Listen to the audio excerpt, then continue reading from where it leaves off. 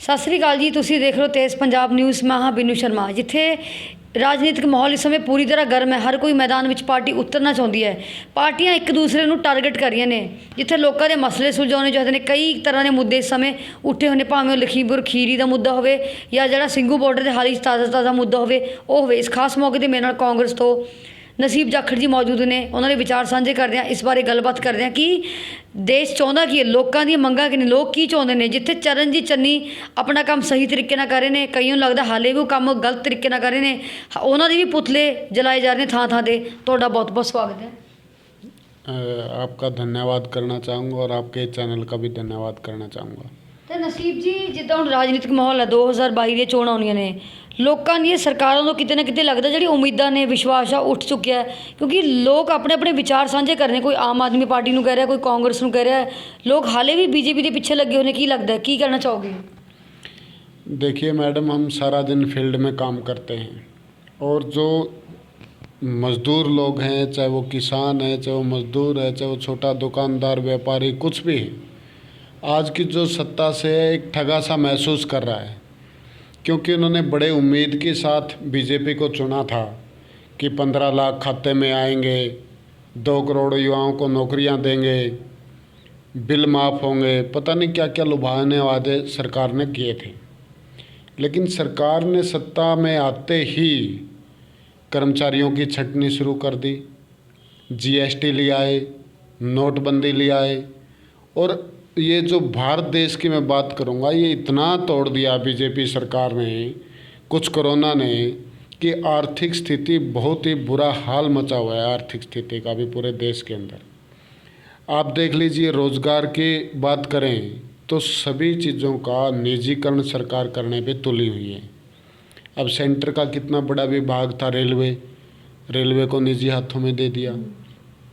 दूसरा, जो एयरपोर्ट थे वो अडानी अंबानी को दे दिए। LIC का बहुत बड़ा हिस्सा, बहुत बड़ा शेयर सरकार ने प्राइवेट कंपनी को दे दिया। तो हर चीज़ को बेचे ही बेचे जा रही है। कहीं गिरवी रख रही है तो कहीं बेच रही है, जिससे रोज़गार के अवसर समाप्त होने लग रहे हैं। हर आदमी को उम्मीद होती है कि मैं मेरे बेटा बेटी को पॉलिटेक्निक, ITI, इंजीनियर करवाऊँ, कोर्सेज करवाऊँ। तो वो कोर्सेज और वो पढ़ाई किस काम की होगी जब रोज़गार ही नहीं मिलेंगे।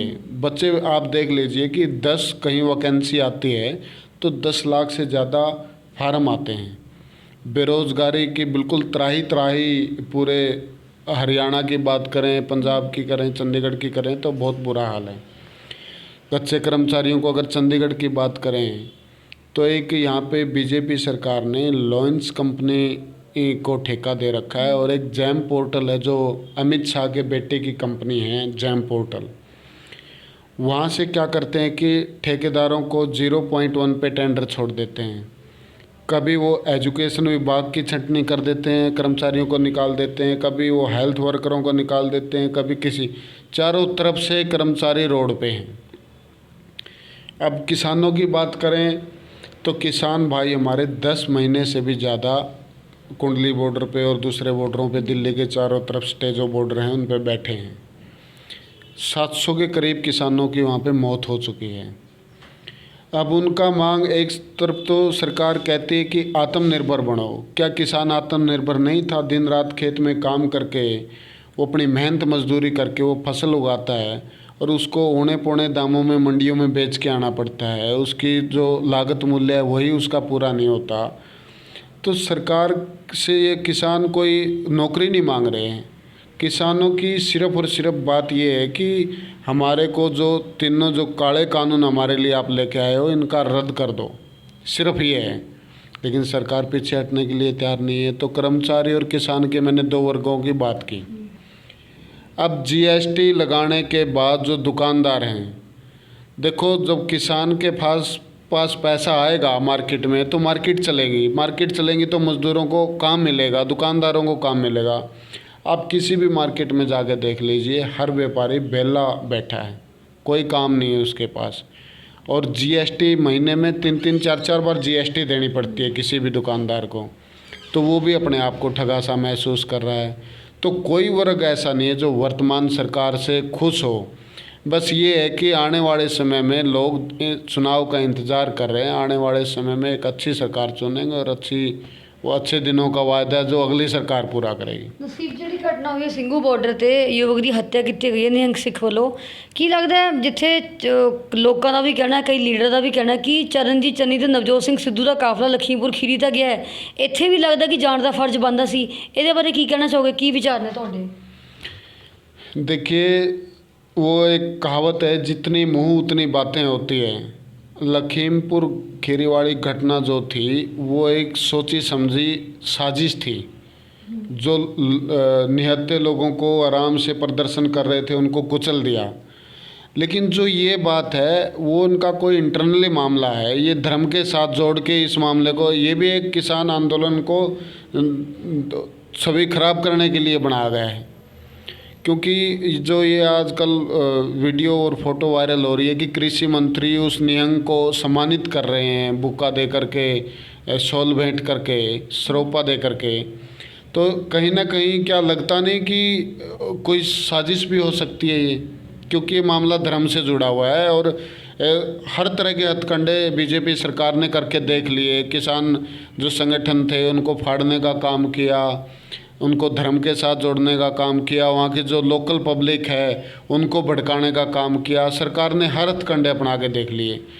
तो जो आरोपी था, हत्या का आरोपी था, उसके ऊपर केस रजिस्टर्ड हो गया। अगर केस रजिस्टर्ड नहीं होता, उसकी गिरफ्तारी नहीं होती, तो चन्नी भी मैदान में होते और पूरी कांग्रेस मैदान में होती। लेकिन जब आरोपी ने अपना कबूल कर लिया है अपना दोष, तो उसको कानून अपनी सज़ा देगा।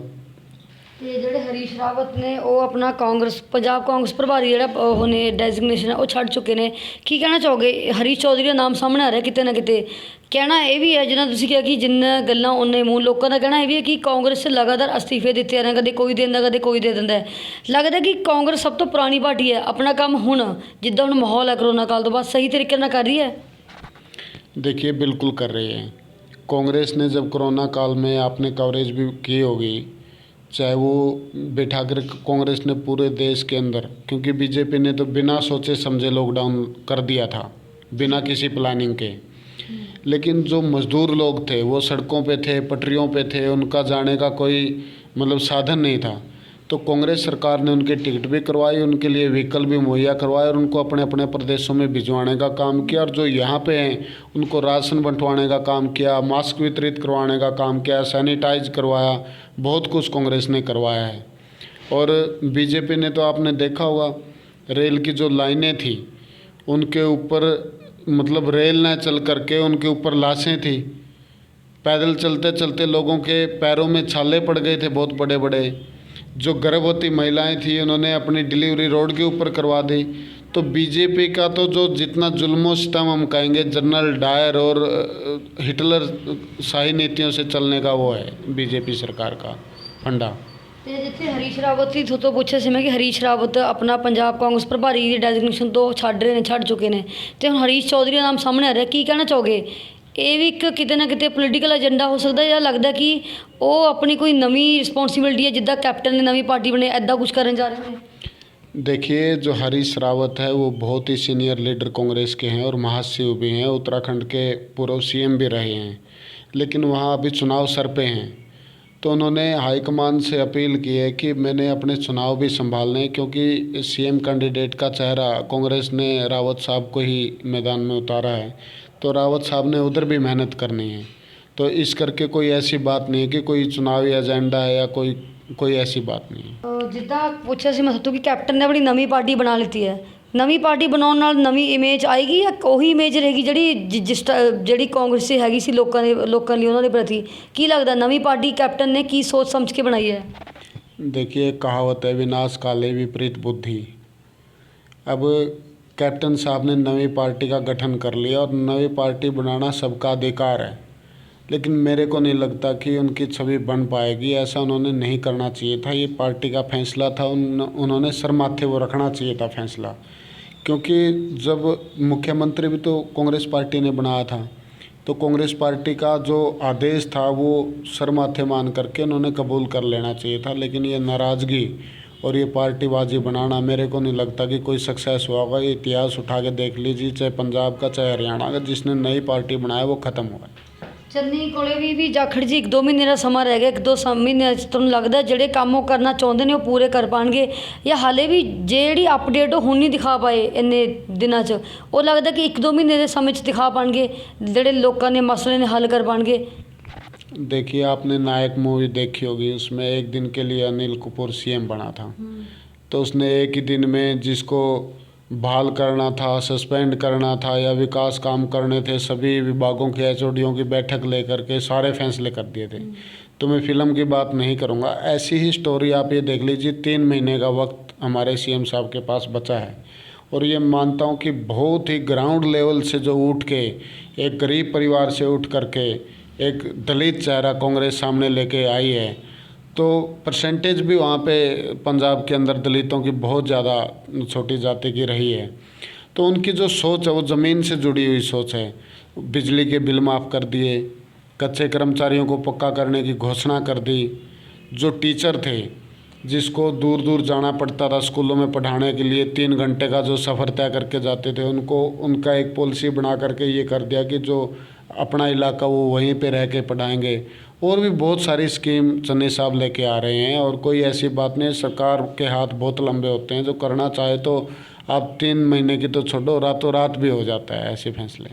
ਜਾਖੜ ਜੀ ਆਖਰੀ ਸਵਾਲ ਹੈ ਕਿ ਸਾਲ 2022 ਦੇ ਚੋਣਾਂ ਤੋਂ ਹੁਣ ਤੁਹਾਡੀਆਂ ਕੀ ਉਮੀਦਾਂ ਨੇ? ਕਾਂਗਰਸ ਨੂੰ ਕੀ ਐਕਸਪੈਕਟੇਸ਼ਨਸ ਨੇ? देखिए, कांग्रेस हमेशा से गरीब मजदूर का सहारा बनी है। चाहे सलम एरिया में आप देख लीजिए, चंडीगढ़ में जितने हाउसिंग बोर्ड के मकान हैं या कॉलोनी 4 के जो मकान धनास में बना के कांग्रेस ने दिए हैं, तो गरीब मजदूर की आस्थाएं कांग्रेस के साथ जुड़ी हैं। लेकिन एक मौका गलती से बीजेपी को लोगों ने दे दिया था, लेकिन अब लोग भुगत रहे हैं, लोग जागरूक हो चुके हैं। लोग बड़े, चंडीगढ़ के तो खासकर मैं ये कहूँगा कि पढ़े लिखे लोग हैं, आने वाले समय में ऐसी गलती नहीं करेंगे। सिर्फ और सिर्फ ऑप्शन ही कांग्रेस है। अगर देश को बचाना है तो कांग्रेस को लेना होगा, ये लोग समझते हैं। और आने वाले समय में हमारी नगर निगम के चुनाव सर पे हैं, दिसंबर में हैं, तो 35 सीटों पे से मेरे को लगता है कि 30 से 32 सीटें हमारी कांग्रेस की लेके आएंगे। क्योंकि लोगों की एक आस्था भी है, कांग्रेस के अंदर आस्था है। क्योंकि बहुत सारे, आपने देखा होगा, चंडीगढ़ सफाई में पहले या दूसरे स्थान पे होता था, आज चंडीगढ़ 20वें स्थान पे पहुंच गया है।